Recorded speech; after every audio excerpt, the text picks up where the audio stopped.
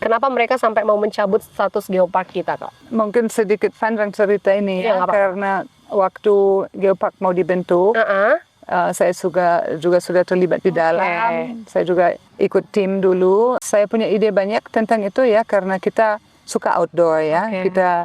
Kita suka alam dan juga kita suka information ya. Misalnya kalau di mana-mana kita jalan-jalan, kita bisa banyak belajar. Betul. Nah, jadi impian saya untuk Geopark Caldera Toba itu supaya ekoturism betul-betul ditunjang. Tetapi itu masih jarang dikembangkan dari pemerintah daerah.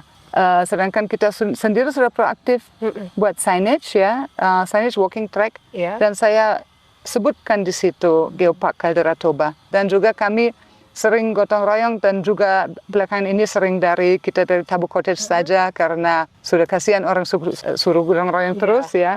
Jadi saya pikir keindahannya Samosir dan daya tariknya di situ, di alam.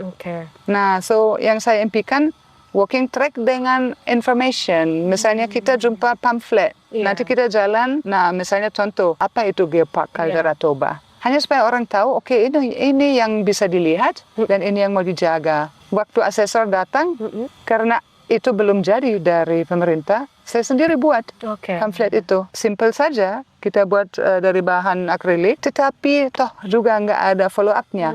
Nggak dikembangkan gitu ya, Kak? Coba kalau dikembangkan, educational tourism itu di sini sangat booming saya rasa ya. Karena orang haus untuk mencari destinasi di mana student bisa belajar sesuatu.